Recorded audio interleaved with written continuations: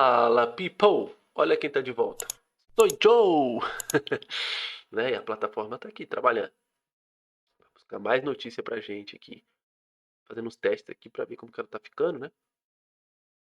Evidentemente pra gente depois disponibilizar pra vocês.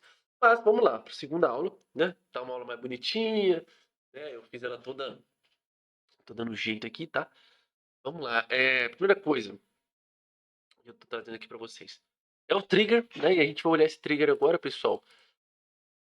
Sobre a ótica de atividade, né? Aí você fala assim, tá bom, Assis, como assim sobre a ótica de atividade? Então, primeira coisa que vocês têm que entender, a gente vai lidar mais agora com atividade. Por quê? Atividade vai conseguir descrever pra gente algumas coisas que são relativamente legais, né? Ou relativamente boas. Como, por exemplo, a que passo está a economia. De fato, tá? Não é a que passo está a economia, tipo, olha, né? Não. É a que passo está a economia de fato. E saber de que passo está a economia de fato nos ajuda no seguinte. Por exemplo, pessoal, estou numa fase X do ciclo, né? E aí eu preciso entender. Cara, provavelmente a atividade vai te ajudar muito a entender isso, né? É óbvio que esses indicadores de atividade têm um pouco de delay, né? Porque a gente sabe que esses indicadores, por exemplo, se você está no mês de. Eu tô gravando aqui em fevereiro. Então, esse indicador que vai sair nesse mês é referente a janeiro, né? O de fevereiro vai sair só em março. Então, acaba que existe um certo delay. Você não consegue captar isso de forma imediata, muito difícil, porque afinal são dados de atividade real, né? Então isso é uma outra coisa que mais para frente a gente vai distinguir, né? O que são dados de ah, atividade real, né? E o que são dados de atividade nominal, ok? Então, por exemplo, fluxo de balança de pagamentos, atividade real. Um dado de atividade nominal, por exemplo, são confiança do empresário, né, confiança do consumidor, que são os dados mais de lead, né? Esses são dados que estão antecipando um ciclo. Pode fazer sentido ou não, mas são dados que antecipam o ciclo.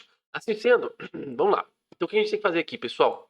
Vamos entender primeiro o indicador que a gente vai usar.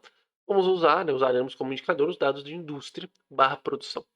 E aqui, cara, eu vou tentar fazer essa dinâmica. Evidentemente, eu não sei se eu vou conseguir em todos os indicadores. Óbvio, né? Mas eu gravei um operacional disso. Tentei jogar no YouTube. E foi o dado, né? De, do último ISM de manufatura que a gente teve. Né, que eu acho que saiu no carnaval, inclusive. Eu falei essa aula de referente a fevereiro. Mas, o dado é referente a fevereiro. Mas eu gravei operando pra ir no carnaval, eu tava trabalhando, né? Porque, bom, filho pequeno em casa, filha pequena em casa no caso. Assim, você não pode sair para pegar nenhum tipo de vírus. Mas por fim, voltando.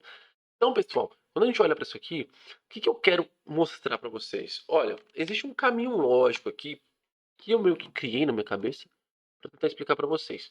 Então, o que são os dados de produção?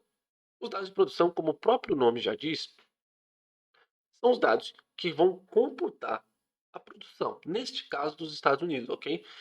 Existe para qualquer país, tá, pessoal? De capital, economia aberta, que a gente chama, até de economia fechada, né? Existe também. Mas assim, tem uns de economia fechada que são meio chatos, né? Por exemplo, Cuba. Mas a China, que dita economia fechada, tem. Então, assim, de forma geral, são os dados de produção, né? Quanto que o país está produzindo de fato. E a gente tem um histórico disso, né, pessoal? São dados, nos Estados Unidos são computados desde 65. No Brasil, se eu não me engano, é desde a virada do milênio, acho que 2000 para frente, se eu não me engano, no Brasil é isso. Né? A gente teve um hiato ali com o Econodata, né? Mas a gente tem dados sim, tá? Da época da ditadura e tudo mais, principalmente da indústria de transformação, existem esses dados, mas dados mais acessíveis a gente tem de 2000 para frente, né? Brasil é muito complicado manter esses servidores e tudo mais, né? Brasil sendo Brasil. Assim sendo, então quando a gente olha para esses dados, o que é interessante aqui, pessoal? A gente observar o seguinte: existe esse histórico, existe uma métrica por trás desses dados. Né? Aí você fala assim, tá, Cis, ok, né? Tô, brincando com o meme lá, né? Então, a gente tem os dois principais, tá? Que são mais usados. O ISM, que é tanto de serviços como de manufatura, e é o que a gente vai ver bastante aqui, ele é o que a gente chama Institute for Supply Management, né? Um instituto ali, gestão. Eu não vou traduzir isso ao pé da letra, porque não é a ideia aqui, né, pessoal? A ideia aqui é só mostrar para vocês o seguinte.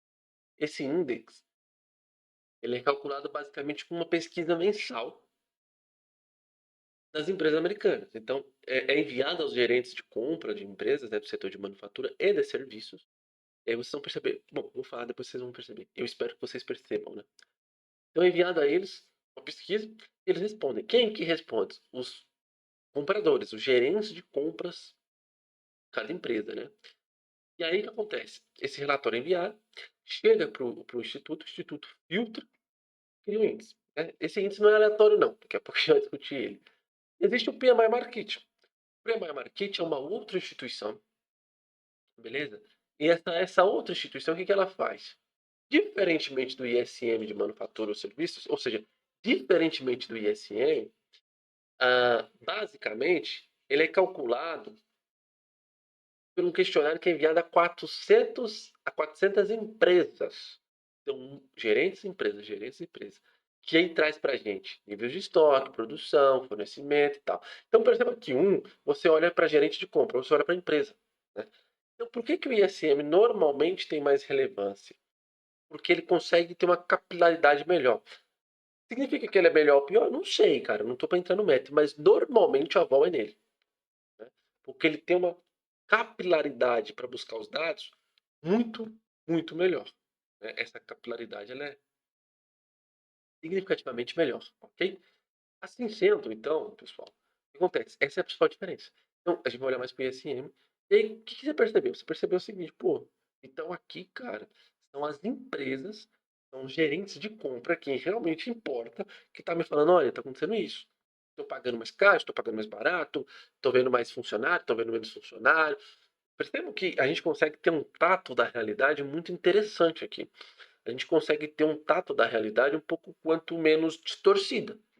Né? Pode não ser um pouco distorcida, mas bem menos distorcida. Né? Então, evidentemente, isso né? Demasiadamente, ajuda demasiadamente a gente deixa eu tirar aqui, ajuda a gente demasiadamente ao quê?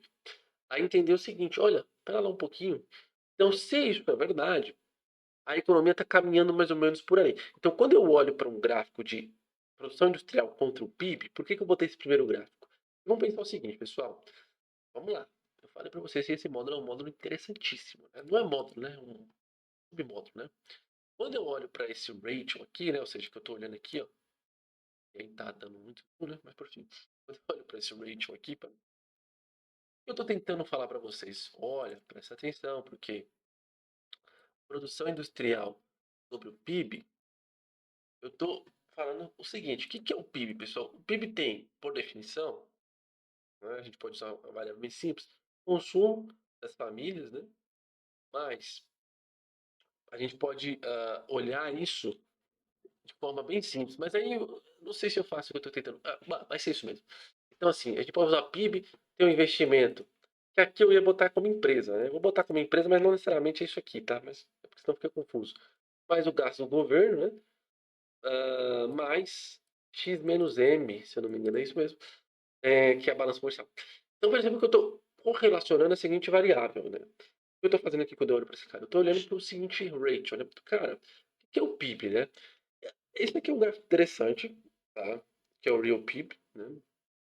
Eu prefiro olhar um pouco mais o hiato, tá? Mas isso é coisa minha.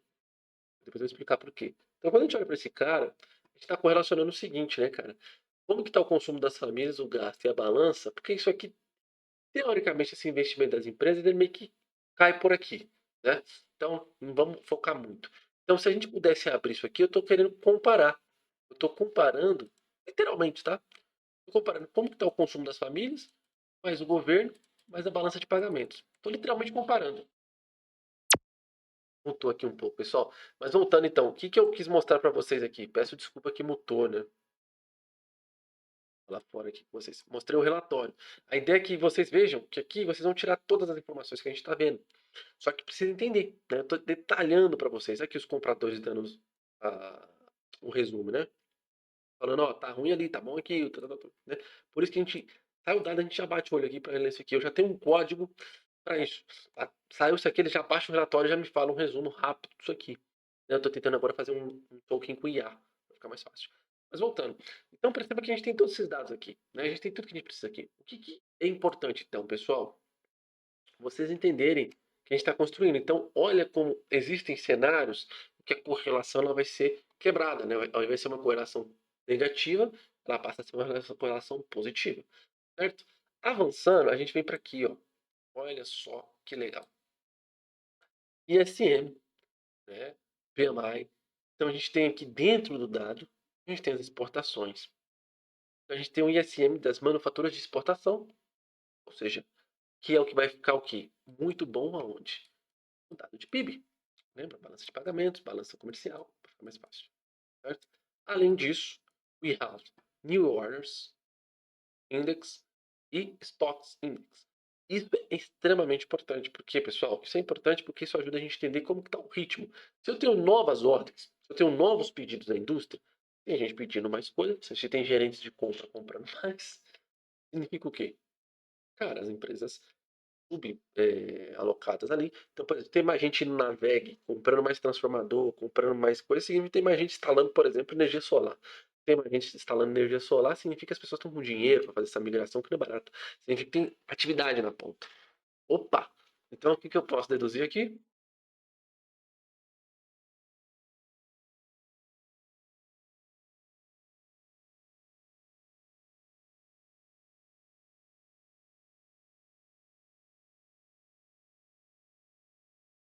Que novas ordens aumentam, mais atividade na ponta, certo? E a gente tem os estoques. Então, se novas ordens aumentam e os estoques caem, melhor, é mais estímulo para a produção, certo? E aqui está uma coisa interessantíssima, é o último gráfico para a gente depois ir para a métrica. O ISM Prices Index versus os preços ao produtor. Então, a gente sabe que, cara, não é uma relação direta, né? Porque é difícil a gente colocar relações diretas. Mas a gente sabe que o PPI, ele é um ótimo lead para o PCE, que é, por exemplo, o indicador preferido de inflação do Fed, né?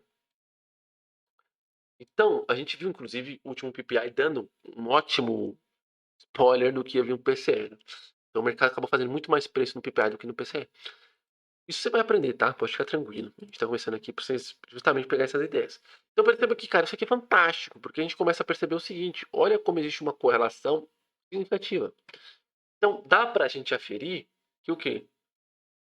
Se ISM prices sobe, então eu posso deduzir o quê? Que PPI deverá subir, pelo menos no setor de manufacturing. Porque lá dentro do PPI a gente tem outras coisas, tem alimentos, tem outras coisas que não estão no setor de manufatura.